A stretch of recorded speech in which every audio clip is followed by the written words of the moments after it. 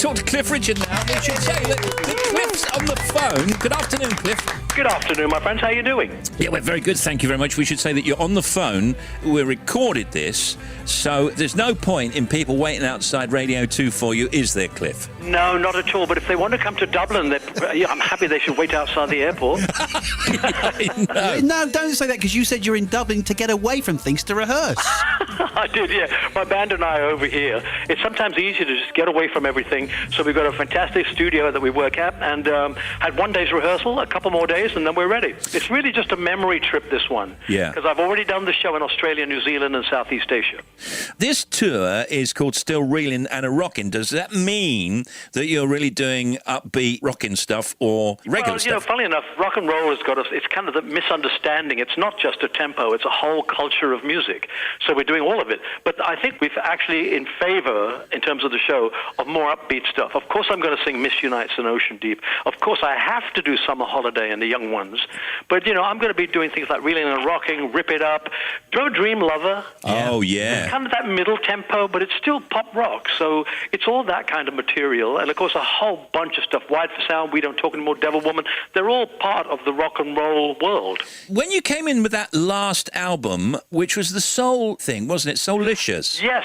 I felt I was in heaven, I can't express to people how it felt to sing with Percy Sledge and Frida Payne and the Temptations and the Stylistics. It was just unbelievable. It's one of those things that when I get to be as old as you are, Steve, I'm going to look back on those days and think, oh my God, did I actually do that? Very good. No, it's interesting, though, because you have enough songs. I mean, you could do 10 shows in a row and still not run out of songs.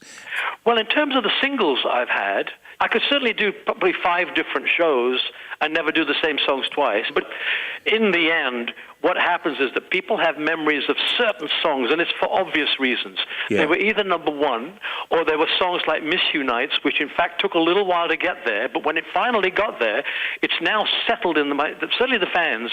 It's the most requested song I have to sing live, and the one time I didn't, I got abusive mail and put it back the next day. I sometimes wonder what you're thinking on stage, because my favourite song of yours is Evergreen Tree from Me and My Shadows. Yes. And then I also like The Day I Met Marie. There's lots of songs that I like from different eras of your career, and it has been a very, very long career. I wonder when you're on stage, are you thinking, this is 50s Cliff, this is 60s Cliff, this is 70s, sometimes the way we think of Elvis. Yeah, I know. No, I'm not aware of thinking that myself, because I was trying to express to the fans sometimes, when I do Move It, I'm 18. It doesn't matter what age I am, I'm always going to be 18 when I sing Move It. Right. And so, for me, when I go on there, I'm singing a whole gamut of pop rock songs that have taken me all over the world. So each song has a different feeling for me. I've tried to express before that if a Martian came down on the planet and asked me what I did for a living, I wouldn't tell him. I'd just say, play this, and I'd give him Devil Woman. Really? So it's one of those things. And of course, I've achieved a lot in my life, and I could never grumble about anything, really. I'd like working, and if I can keep singing, if I can keep having people show up at my concerts, I can make records now and then. One thing I've got to tell you, I've just discovered this about a few weeks ago. I can never equal what Daniel O'Donnell's just done. Did you know he's the first man ever to have a top 10 album every year for 25 years. Wow. And I don't think that's what I've heard, and I'm so happy for him. Wow. Because he's a good mate of mine, and to think that no one else has ever done anything like that. So I guess I'm never going to do that, but I'm happy with what I've done. He's kind of under the radar a little bit, isn't he? You wouldn't know that, you wouldn't think that, but Yeah, you're... I mean, in a way, many of us are kind of under the radar now. It's just one of those things.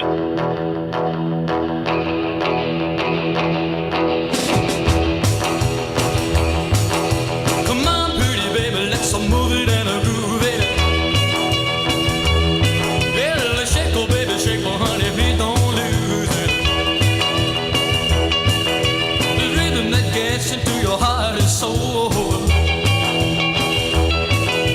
Let me tell you, baby, it's called rock and roll. They say it's gonna die, but honey, please let's face it. Well, he just don't know what's going to replace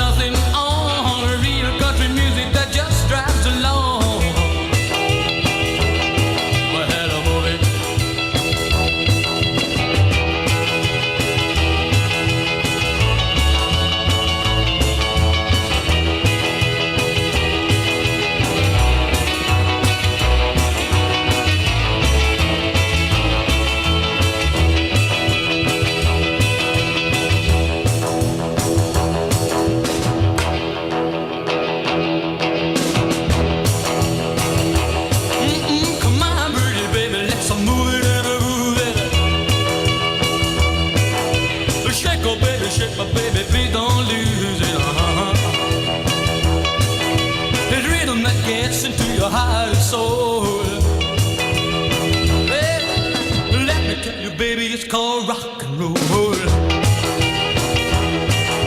They say it's gonna die, but honey, please let's face it.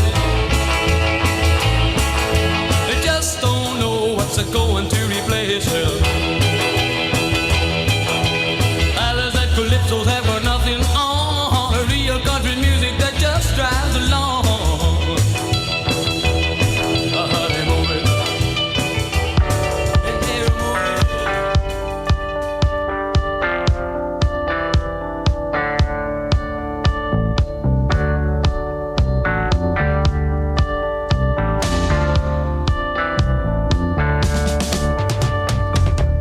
I've had nothing but bad luck since the day I saw the cat at my door.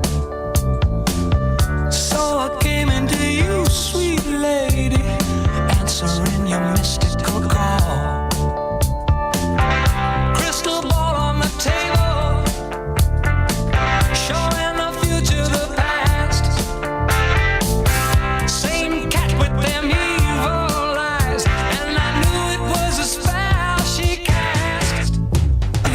She's just a devil. BBC Radio 2, 22 minutes to 5. We're talking to Cliff, who's on the phone line from Ireland. What would you say, Cliff, are the songs that most represent you as an artist and what you always wanted for yourself, how you wanted to be perceived? What are the songs in your history that represent you as an artist? I mean, I started in the early rock and roll days when rock and roll was in its infancy.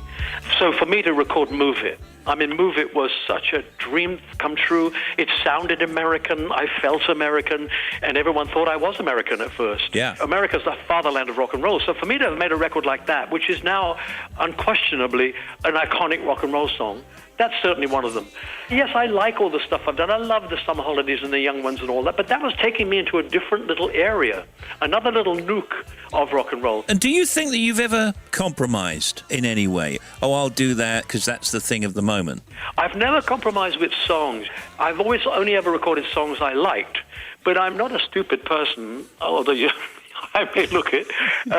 It's just that sometimes you have to say, okay, this is not my favorite song on the album, but I know what EMI mean when they say they'd like to release that as a single. Yeah. Because there's something about it that you think that could hook into people. And so far, between us, we've actually used our instincts and we've been right about the songs that make the charts. But, I mean, if you gave me a whole bunch of my albums, I would probably pick out another 123 songs that I preferred. Yeah. Tim's got one for you. Well, no, I was just going to say that's the essence, in a sense, of keeping going and of your success, because you have to go from different genre to different genre or different styles. And you've always been good at doing that. Have you done that alone, Cliff, or have there been people around you to advise and say, why don't you try this? The first person that ever made me try something different was Norrie Paramor, who was the guy that gave me the first, 15 years of chart success.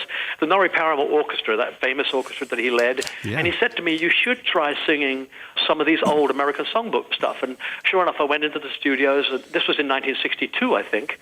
And I recorded with him and his orchestra. And it was great fun. And it taught me to express ballads, to try and use the lyrics rather than anything else about it to make the song work.